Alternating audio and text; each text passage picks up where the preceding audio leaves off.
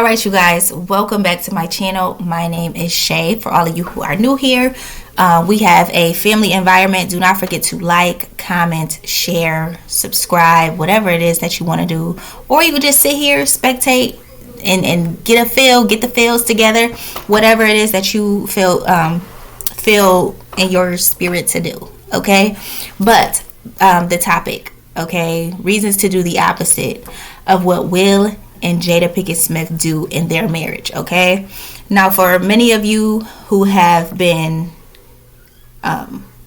reading blogs and things like that, you're very aware that they have an open marriage where he does him and she does her, and occasionally they do what they do with each other, and the effects that has on not only their relationship but their children. Okay, that's the part that I'm going to talk about. We're also going to speak about our own marriage, our own trials and tribulations as being married, and our own parenting styles. So first, let's start this off by saying that we're no better than Will and Jada. No. At all. Nobody, and I don't care what kind of money they have, I don't care what position they are in life, everybody's on an equal playing field. Money doesn't make you better than anyone else. At all. As a matter of fact, what money does is it amplifies all the bad parts about you. It makes the parts about you that normally wouldn't come out. Hello. And my wife looked at me like that because I was like that. I you know, the arrogance when she first married me compared to what they are. But in my mind, I had every right to be. So, you definitely felt like that. Yeah. So I can speak from, experience and tell you guys that money just does not make you a better person. Right. Than the person that's out there begging for change. Right. Can I add something? There. Yeah. Okay. And I like that you brought that up about us not being any better. Like, this platform, many of you know that I have rebuke videos and things like that.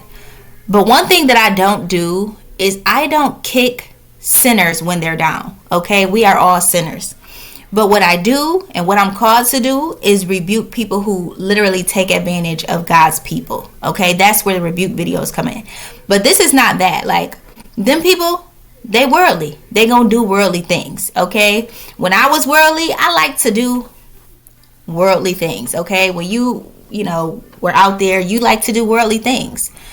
But this is not a channel that just is a blog or a gossips. I don't do that. Okay, this ain't that. You're going to get some wisdom. You're going to get some knowledge. You're going to get a better understanding. You're going to understand the spiritual aspects of the topic. Okay, and this will help you in some sort of way. But if you're looking for drama and all of that stuff, this ain't that. So yeah, I liken your rebuke videos to somebody, if you got a booger hanging out of your nose and you would want somebody to say, hey, you got something in your nose, so you ain't walking around all day looking like a fool. Right.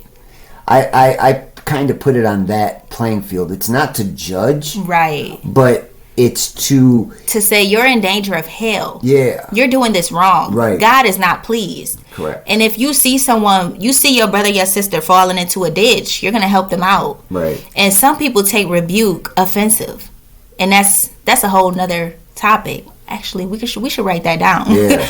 Like, we should really write that down. But a lot of people take rebuke as some sort of offense. It's not that. Like, you don't even understand that God forgives sinners. He specifically said, I am a doctor to those who are sick and know that they're sick. But then it is these people who are going to say, Lord, Lord, I did this in your name. I held church service in your name. I cast out demons in your name. And he's going to say, I never knew you. And on the flip side of that, there was a sinner hanging on the cross right next to Jesus. And that day, he took that sinner and accepted him into the kingdom. As opposed to these pastors, these prophets, these evangelists, these people who go by these titles and they got, all of the accolades of the world. they're going to bust hell wide open. So that is why you'll always see me rebuking those people to help them.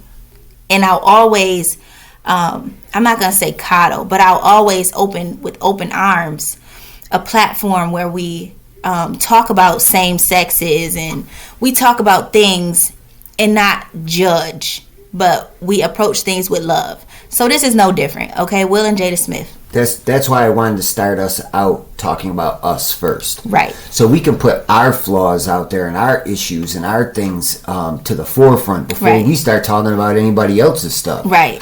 So let's start out here. Is marriage what you thought it was before you got married? Nope. Anywhere close? Nope. Is it as easy as you thought it was? Nope. Is it the Cosby Family? Nope. Is it a TV show? Nope. Is it a struggle? Yep. Is it a fight? Yep.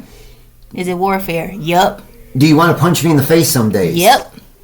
Do you want to punch me in the face now? Not right now. Okay, just checking. All right. Not right now. So you gotta gauge the weather, fellas. You know, stick your finger out there, see where the wind's blowing before you start talking. So, that's funny. What did you think marriage was before you were married? Before I got married, I thought that marriage would be like the movies. Like, we all could attest to that. Like, all women, we are equipped and we prepare for marriage our whole lives. Like, we see Cinderella, we see, Ariel and them, and we seen all of the cartoons with their make-believe love. Not realizing that love is work. Love is hard work. Marriage is hard work, especially if you know God. Marriage is a spiritual thing because you're going to need God in between the marriage for it to work. So I don't understand worldly marriage. Like, if you in the world, just be single. Because you see with Will and Jada, they're living single lives. They're just legally married. Mm-hmm. Because marriage is for people who are saved. Okay? There's going to be struggles and things like that where you need the judge. Okay? The righteous judge to judge him, to judge you, to mediate, to teach you how to forgive, to teach you how to do all of those things. So marriage is completely opposite of what I thought it would be. What did you think marriage was going to be? I thought... I don't know this answer, so I'm interested. I thought it was going to be... See, I grew up and I saw different than you. Mm-hmm. So as I was growing up, for the vast majority of my entire life, I saw Grandma and Grandpa... I saw my mom and dad for a while, and the way that the dynamic worked was, man goes out, makes money, makes the wage for the family. He comes home, his dinner's ready. He's got, I thought I was never going to have to cook again.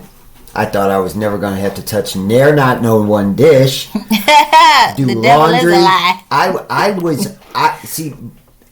But, things were different. Men and women got married for different reasons back in the day, and they got married young. We didn't get married when we were 18. They were getting married when they were 18, babies. Straight out of high school.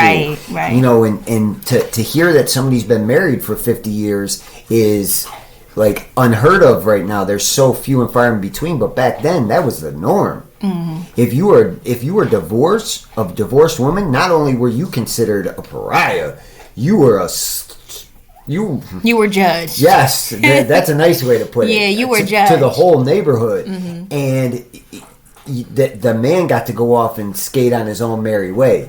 Usually remarried, had a few more kids. Well, the divorced woman, she's a divorcee. Mm-hmm. And it was talked about at the PTA meetings and all the other places. Right. So I went into marriage thinking that was what was going to happen. I wasn't going to have to cook, clean, I was to be a husband, a provider, father, and that was it.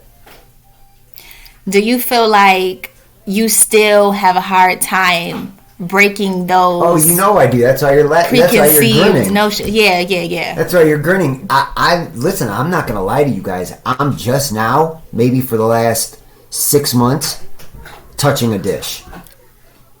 I just flat out. I take out the garbage. I don't do dishes. When the car is broke, I fix the car. You do. You load our dishwasher. Yeah, now. Yeah. I'm talking recently. Yeah. But that didn't happen before. Yeah, that's true. That's true. I'll fix the car when there's something wrong around the house. I was brought up by a group of men that said to me and each other, "You're not a man if you don't fix your own issues. Like if your car doesn't break, you should never have to call another man to do it. If your roof is leaking, you should never have to call a man to do it. And not just do it, but do it spectacularly. Do it right. Do it to a T. Right.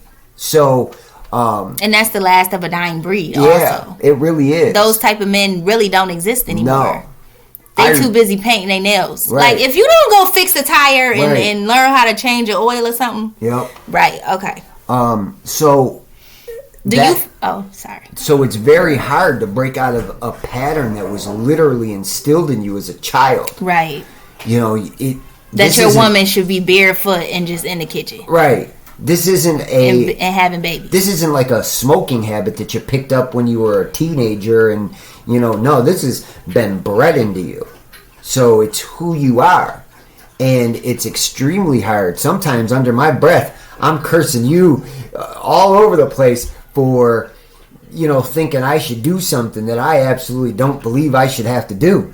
And guess what? You're doing the same thing. He doesn't. I was going to ask you if you feel like I have a hard time breaking out of that shell of what I thought, that preconceived notion of what I thought marriage was. But I'm going to answer it. Yes, I do feel like I have a hard time breaking out of it. Because I do feel like you should go get my glass shoe. Like, I feel like that. Like, that's just me. Like, okay, but yes, here's the problem. I'm still Cinderella. Like, here's the problem. That's the issue. Girls watch these things on TV, and then all of a sudden, you're waiting for your knight in shining armor to come. And in reality, in the movies, they're unflawed characters. Right. Perfectly written. They're princes and kings and... and knights. Yeah, where that does not exist here. No. And when that's La La Land, people. And in the real world, if you have money when you're young, if you have real money when you're young, 9 times out of 10, it's coming from somewhere it shouldn't come from. Mm-hmm. Like there should be no 20-year-old that's riding around in a brand new Benz with. I mean, unless you come from a wealthy family, and we're not talking about that. So you got it wrong. Right off rip, you two are fighting against the current because you're more than likely not financially stable. Mm-hmm. And if you are financially stable, then chances are it's not going to last very long. So we know somebody who married somebody that was painting outside the lines, and they owned a home, cars, everything, and recently the feds just came and raided him. He's in prison right now, looking at a life sentence, and she's got 2 babies and trying to figure out what to do. So, automatically when you're married as a young couple, you're going against the current of a lot of things. Financial, still being a child yourself, where you aren't fully developed all the way. No, sir. Especially men. So, right there, and with you still fight a lot of your mother and your grandmother's issues that are in you. So you have a lot of like I'll look outside and see my mother-in-law and my wife in the dynamic between the two, and I'm like, oh, that's what I say to my mother-in-law all the time. Right. I say to my mother-in-law all the time, oh, that's where she gets this from. And she thinks it's like a and joke. She thinks and you're funny. dead serious. She's laughing. I'm like, no, I'm serious. But my mother-in-law calls me her other husband. Because I'll be quick to yell at her for something that she's doing to her own husband. Or, doing to herself that she shouldn't be doing. Women nowadays feel as if they have to be the man and the woman. And the woman. Right. Which was unheard of where I come from. Okay, so where I come from, actually, I had all 4 of my grandparents. Okay, both married. I lost my.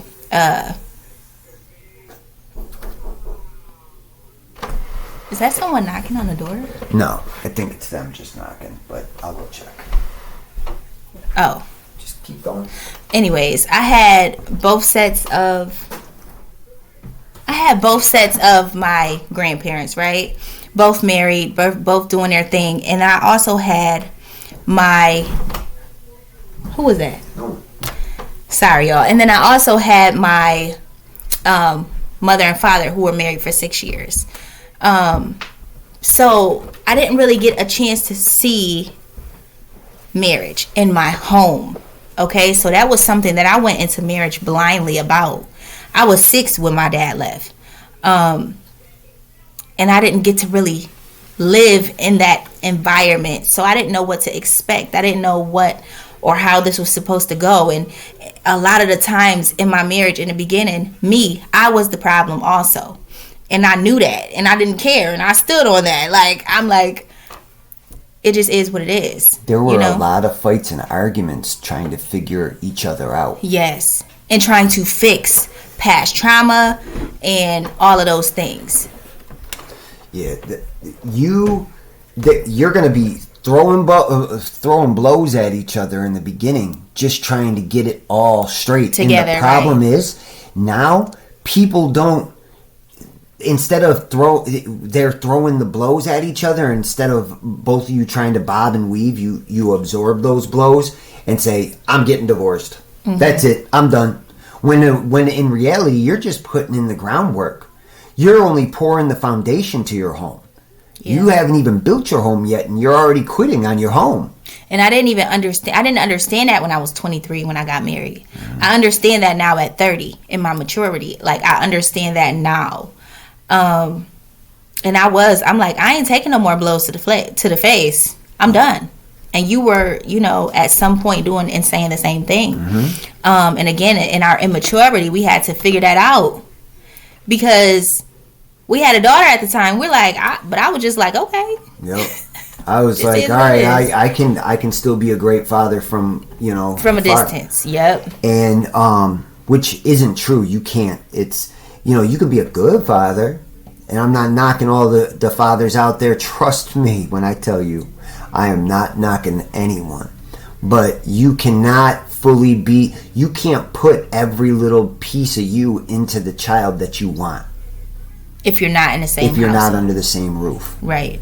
And so there's so many people that are quitting on their marriage now, where back in the day, you just didn't do that. You stuck it out. Right. If the husband needed to sleep on the couch for a while, that's what would happen. Right. The husband slept on the couch. Right. Eventually, he made his way back into his bed, but you guys were going to figure out the problems. Right. Okay, so let's get into the Will and Jada thing, because, listen, we only touching on the dysfunction. Now, I feel like what she's doing marriage right now is she's trying to jump out of this conversation. I'm not. We're 18 minutes in. And we could be an hour in. It's okay. Okay. We got time. Okay. Well, so, because I'm not going to pass judgment on another man and his family and the way that he raises his family until I put my issues and your issues out there to say we're not perfect. Absolutely. And we've only slightly just grazed on ours. And we won't get real crazy in depth right now. As we go, we'll touch on things. Just know it was dysfunctional. It still is sometimes. Yeah, it still is. And it's not perfect. It is something you're going to continuously work on for the rest of your life. We are just getting over an argument. Yup. And y'all wouldn't even know that. You guys wouldn't even know. We recorded all of these videos together. Yep. Not knowing I wanted to lose my salvation last week. I was about to throw it all away. So, and it's like that sometimes. And then sometimes it's not. But you can't enjoy the sunshine if you haven't gone through a little bit of rain before, you know, the day before. You guys fully can't appreciate each other sometimes unless you put in some work. Mm-hmm. So I was just about to say, like, I feel like our dynamic is crazy. Like, we fight. Let me tell you something. When we have an argument, it's literally like grenades and bombs going off. True. Like, we're so strong-headed, right? But I don't emasculate my husband. No. I don't, you know, call him names and make him feel like he's a woman. I don't do that type of stuff. I wouldn't allow that. Men don't allow anybody to take away that from you. Yeah. Because that's the biggest part of you. We know some married men who are broken down by their women, and they're a shell of what they should be. Yeah. But, like, ladies, when we fight... masculinity is a very important thing for your husband to have. Absolutely. There should never come a time where you're calling him a B or you're taking away any part of it. Because half of what a man needs to get by and get through and provide for you is ego. And a part of a man's manhood is ego. Not arrogance. Not arrogance. Not pride. No. It's the confidence to know that you can go out there and take on the world for your family. And you need it, especially nowadays, facing what you're facing out here. So yes, we fight. We throw grenades. And we, listen. But we love hard. We bump heads. But I feel like, we definitely love harder than that. Mm-hmm. Which is crazy if you really think about it. Like, it is so crazy. Now, I look at it, I don't look at it as crazy. I look at it as, you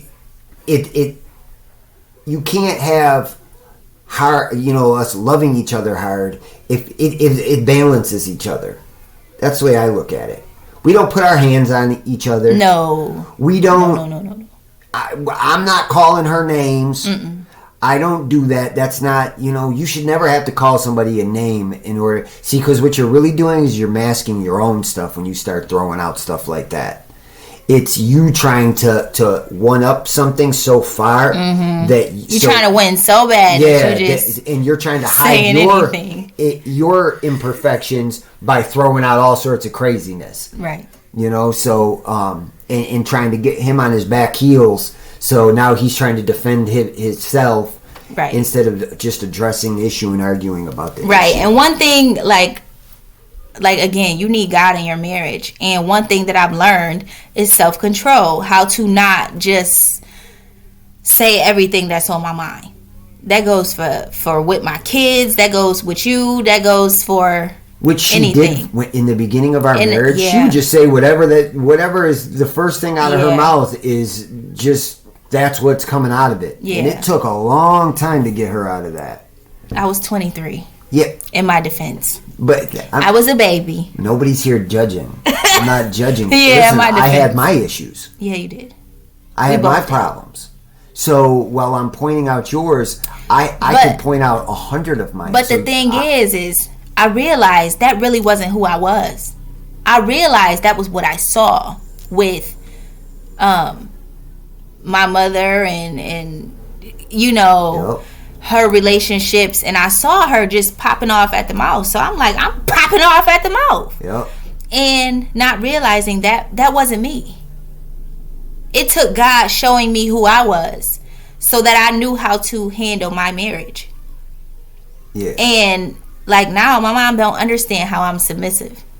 You can be submissive and still have a voice. Like, I'm submissive to my husband. Would you consider me submissive? Yes, but she still knows how to run things behind the scenes. Right, but I don't allow you to walk all over me. Some women feel like being submissive means, he could just trample all over me He can control what I wear, control how I wear my hair. That's why I added, she is submissive, but she still knows how to run things behind the scenes. See, what she doesn't realize that I know is that she pulls my puppet strings to get me to do the things that she wants me to do without me even, she thinks I don't realize that. But I do. I know what's going on. But in order for your marriage to last and survive, you have to bend.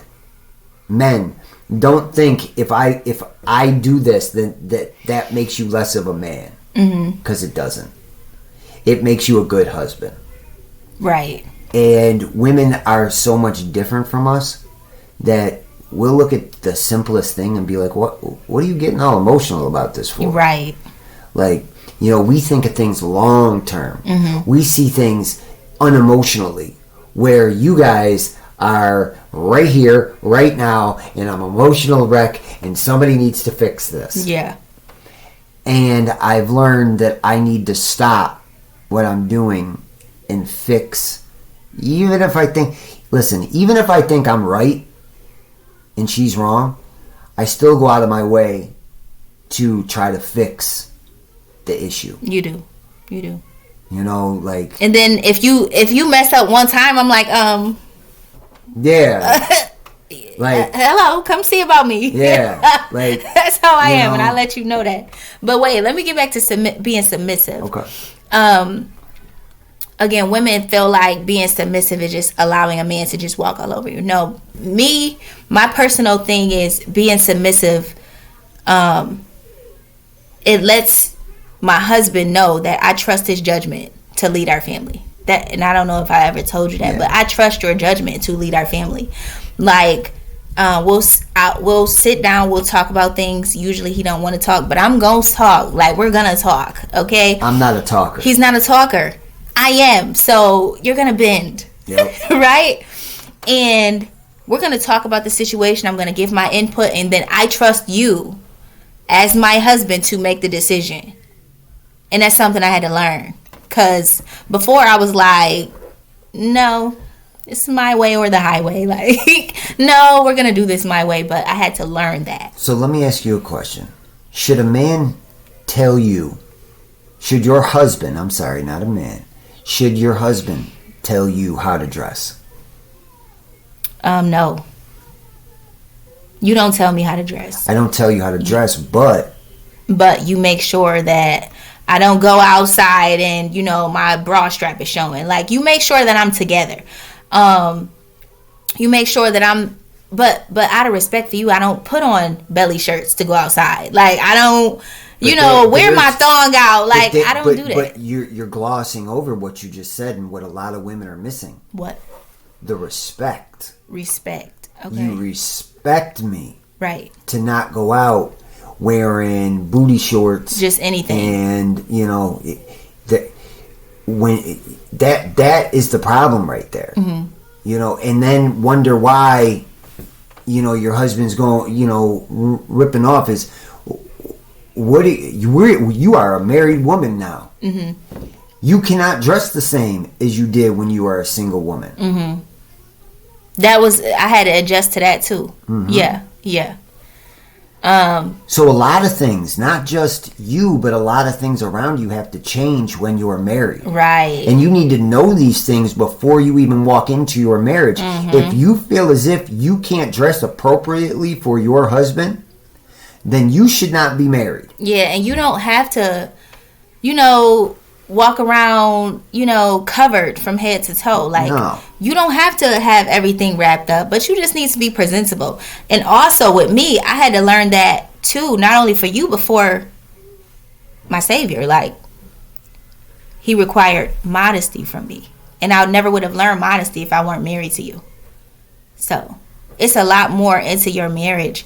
Again, I say it all the time, that goes into you. Like, this marriage taught me. I can't wear whatever I want to wear. No matter what I used to wear. You get what I'm saying? Like, and when you wear the appropriate clothing in the outside of your home, and when you come in and those clothes come off, your husband finds you 10 times more sexier than if you were just exposing it. Because then it becomes the norm. Mm-hmm. Then it's just the normal. He expects it, and it's no big deal.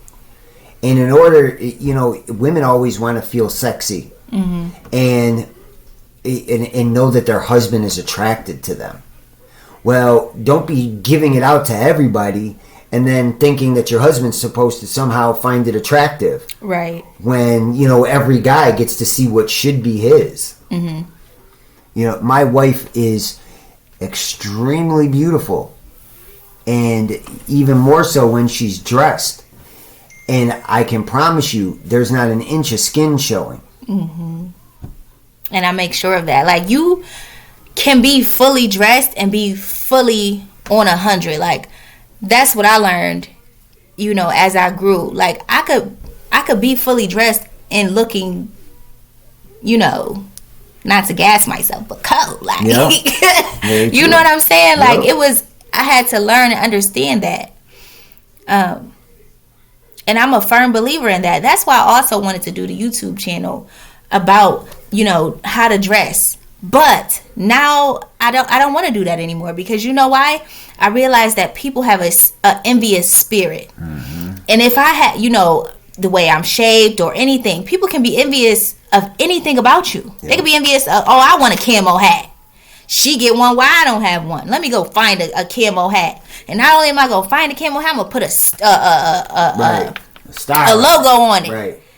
Just because she has a camo hat. And people are so envious. I'm not opening myself up to that type of warfare. But again, you could be fully dressed and looking cold. I get angry sometimes when my wife won't wear certain things around certain people, or she won't. I won't.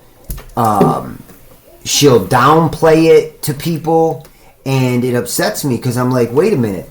All that money that's sitting here that we spent on these really nice things, what are they just going to sit in the closet? No, it's not that. I just don't, I'm very cautious of people's envy.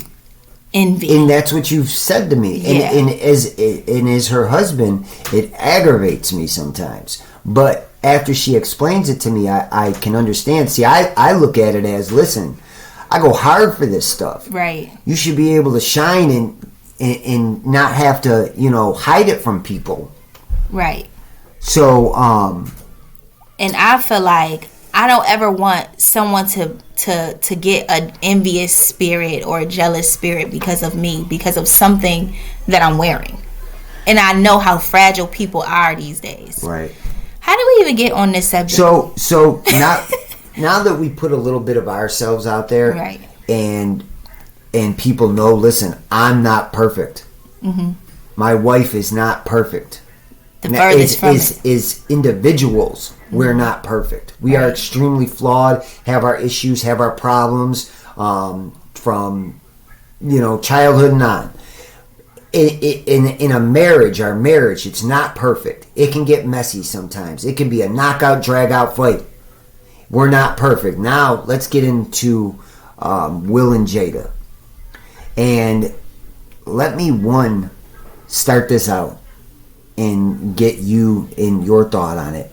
This type of stuff angers me. When they bastardize marriage. And they talk about things in the media, and they put these crazy marital things out there, and they're totally trying to change what marriage is. And why do you think they do that? Because if you can, if you can keep everybody separate and everybody separated, then it's very easy to put your agenda into it. Mm-hmm. Okay, so in other words, it's strategically done to place people in the media who are married, who don't necessarily go by the biblical meaning of marriage. Correct. To twist it and not realizing that we are literally self-destructing when we do those things. Correct. When we're not doing it God's way, we self-destruct and our kids suffer for it.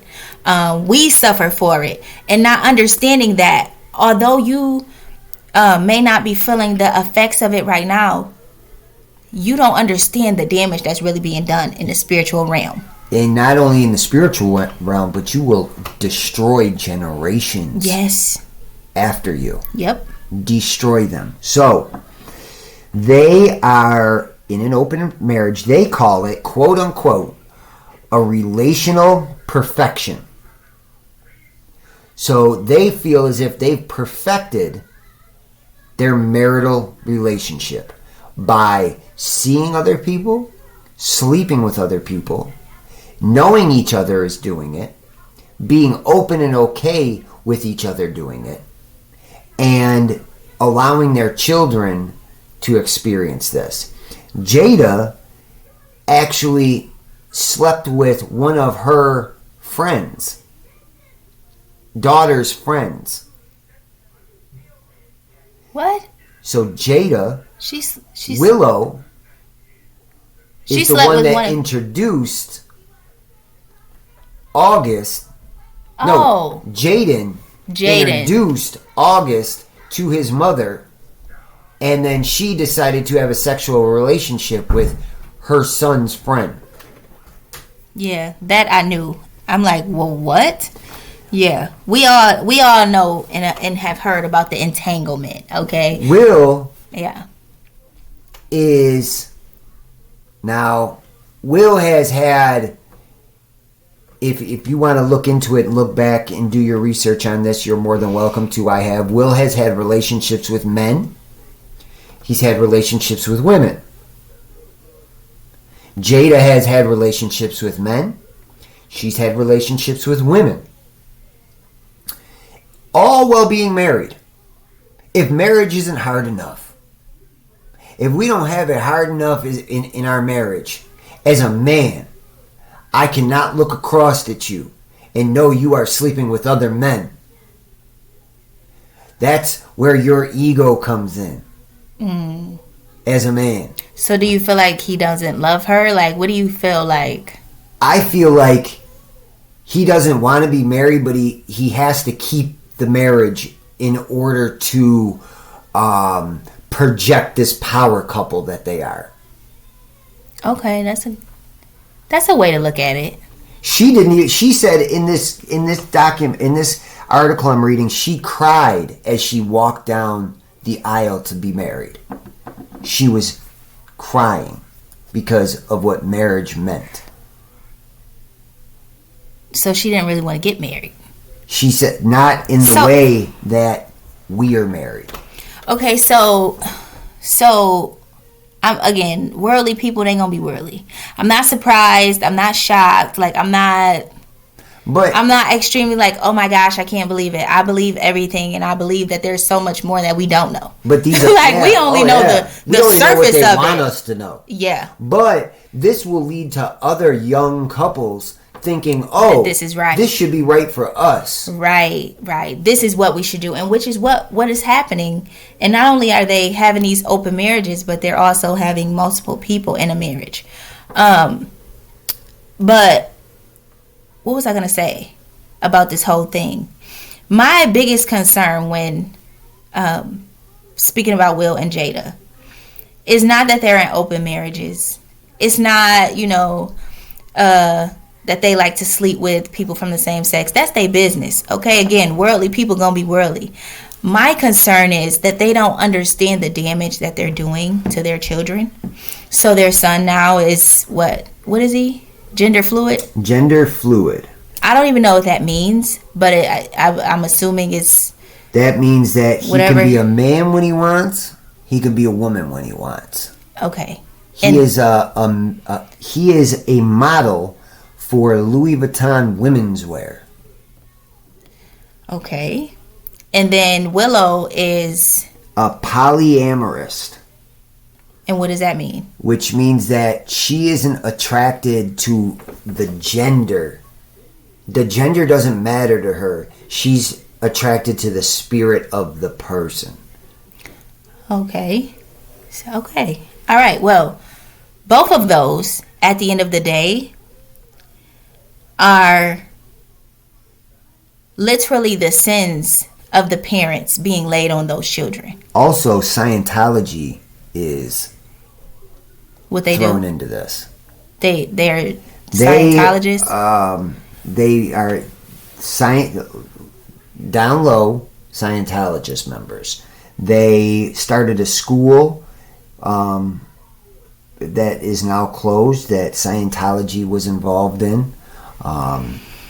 They had children going there and, being taught this stuff. This again. When people don't realize that the Bible has not lied yet, like, this is where I have to step in. Like, this is where who God called me to be has to step in, because at some point we have to understand and remember that the Bible has not lied. The Bible says that, listen, if this is what you're doing, it's going to, it's called iniquity, where sins are passed down to the third and the fourth generation. So can I read and this to you? And these people... Wait, can I read this to you? Because it's right on what... Okay. Jada never believed in conventional marriage. This is a quote from their representatives. Jada never believed in conventional marriage. Jada had family members that had an unconventional relationship. So she grew up in that way that was very different than I grew up. This was actually from Will. I'm sorry. So she learned this from her parents, from her family, from family members. Like, we just read it in the article. So again, she's what? Probably the third generation of a family that has done that, and now is visiting her children. And they don't understand the type of curse that has come on their family because of the sexual deviancy, the sexual sin. And that's why it's important to acknowledge your sins, repent for your sins, and allow God to fix you and to change you. Because again, lust. A lot of people who say, oh, I'm gay, you're not really gay. You have a lust issue. Okay? You lust after another sex. Like, you lust. A lot of the men, I realize, they're like, oh, squiggly letter. Very, very. A lot of these men, they're doing it for attention. They're doing it, because it's trendy. They're not really actually squiggly letters, but they're having a lust issue. So whoever's gonna get their lust off and allow them to get to that point of climax, then so be it. Whether it's man, woman, dog, bestiality, lust has no boundaries, for real. So again, like, do not do this. This is a bad example of what marriage is. Marriage is for godly people. Marriage is for those who believe in Christ. So do not follow after this example of what marriage is, because at some point you will damage generation after generation after generation if you don't stop and repent and turn from your wicked ways. What did Jesus say after he would heal somebody? He said, go and sin no more. And that's what we have to do. So a lot of us are called to be generational curse breakers. And here I am, seeing a curse unfolding. Like, it's literally, if she said it's coming from her side of the family, it's going on your kids. Your kids, who knows what's going to happen to them. Okay? So listen, at some point we have to get to a point of repentance and allow God to work on you. And start calling out the lust. Start calling out the things that are not right with you. You want to add anything to that? Men, I can't speak to women, so I'm going to just speak to the men. Men, we all know that we all struggle in this area. So within the lust area. So the things that are your weaknesses, take them out of your lives. Remove them permanently. I know it's hard. I know nobody wants to do it. But as teenage boys, that's all we're filled with. Lust. That's all that's on our minds. How many women we dream about threesomes and foursomes and eightsomes and the whole nine. And as we get older, sometimes we forget that those are our childish thoughts. And we forget to shake them off as we grow. And we're told that a real man has a certain amount of partners. Has a bunch of women. And that can't be further from the truth. I pride myself on not sleeping with women now that I'm married, sleeping with other women. I pride myself on my wife knowing for a fact. See, when I leave my home, I don't have to call and check in. My wife knows where I'm going. I tell her, this is where I am going, this is where I'll be at, and then I'm going here, then I'm going there, and I should be home by this time. Mm-hmm. And while I'm out and about, she doesn't require me to call and check in. I call to tell her, you know what, something happened, I got to make a pit stop here and here, but I'll be there maybe like 45 minutes after that. He does, and I'd be like, okay. But that's to allow my wife to have peace, to know she can trust me, to have that peace of mind saying, I know where he is right now. Nobody can ever call my wife and say, guess where I saw your husband at. Mm-hmm. That would never happen. Or guess who I saw your husband with. That won't happen. And I make sure it won't happen because of that. Also, your phones. Your phones are the devil. They are. Instagram, Facebook, Snapchat, YouTube a lot of times. Those are the things that'll set you up to make you fall. Negate those things out of your life. You do not need them. I do not have any of them. Yeah, neither of us do anymore. In women, you shouldn't have one either if you are married. There's no need to. Because they set you up to fall. Well, it's 2021. Like, if you have one, okay. Well, no, not for a lot of men that are struggling in the I'm not talking about men. I'm talking about women. We have a little more self-control. Now our neighbor wants to mow the lawn. Wow. Really? It's always an attack. It's always something. Anywho, all right, well, it's been 46 minutes. I guess we can wrap this up since he just needs to mow this part of the lawn right now. Right. All right, so I hope that this video says something that can help you. I hope that you understand that flawed people do exist. We are a couple of those flawed people. And again, this was not a video to bash anybody. Never. Just to listen. More than likely, I just be concerned with people's souls because they don't understand that you have to really answer for all of the sins and stuff. If the news is putting something out, this is where the no judgment comes in. If the news is putting something out and painting it to be the thing to do or whatever, then somebody needs to stand up and speak against it. And say, this ain't it. Right. Or else we're going to be in a lot of trouble. I cannot believe him right now. Me either. All right, you guys. Well, I put my email right here today. speakhervoice2too@gmail.com. I love you guys so much. I'll talk to you soon. Do not forget to like, comment, subscribe, share, whatever it is that you want to do. God bless you. Talk to you soon.